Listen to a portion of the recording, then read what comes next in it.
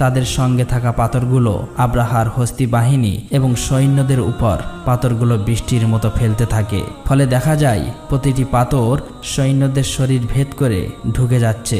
এতে মুহূর্তের মধ্যে সকল সৈন্যরা মারা যায়, এমনকি আব্রাহা এখানেই মারা গিয়েছিল। আল্লাহ তাআলা এই কাফেরদেরকে ধ্বংস করে দেয়। মহান আল্লাহ রাব্বুল আলামিনের কুদরতের মাধ্যমে এই ছোট ছোট পাথর দিয়ে ধ্বংস হয়েছিল 60,000 সৈন্য এবং 13টি হাতি।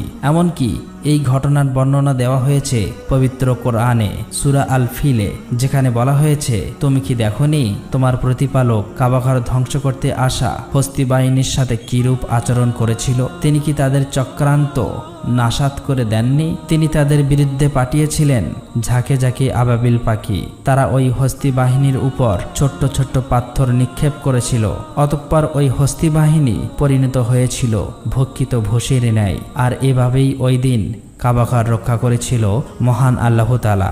এই ঘটনার পর প্রায় 2 মাস কেটে যায়। এরপর আমরা একটি রাতের ঘটনা দেখতে পাই। মক্কাবাসীরা সেদিন নিজ নিজ কাজে ব্যস্ত ছিল।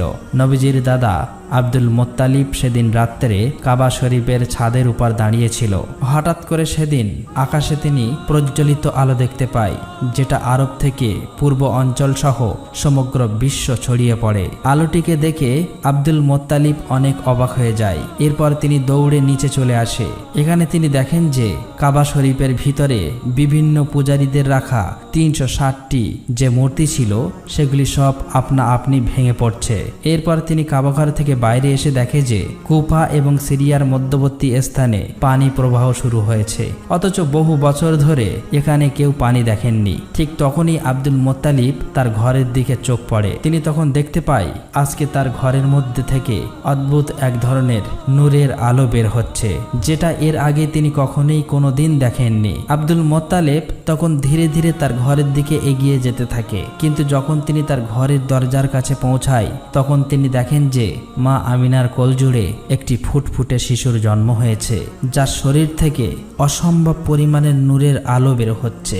এটা দেখে আব্দুল মুত্তালিবের চোখ দিয়ে পানি চলে আসে, কারণ সেই সময়ে আরবের অন্ধকার সমাজে প্রদীপের আলো হয়ে আসেন প্রিয় নবী হযরত মুহাম্মদ সাল্লাল্লাহু আলাইহি ওয়াসাল্লাম। পরের দিন আব্দুল মুত্তালিব তার নাতির আকিকার জন্য উট জবাই করে গরিব দুঃখী মানুষদেরকে খাওয়ায়। সেখানে তাকে সাহায্য করছিল তার ছেলে আবু তালেব। তখন সেখানে আবু তালেবের বড় ভাই অর্থাৎ নবীজির চাচা আবু লাহাব আসেন। তবে গরিবদের সাথে একসাথে বসে খেতে হবে বলে বাড়ির দরজা থেকে চলে যান। আসলে আবু লাহাব অনেক অহংকারী লোক ছিলেন। অন্যদিকে মা আমিনার বুকে দুধ ছিল না, তাই শিশু নবী মুহাম্মদ সাল্লাল্লাহু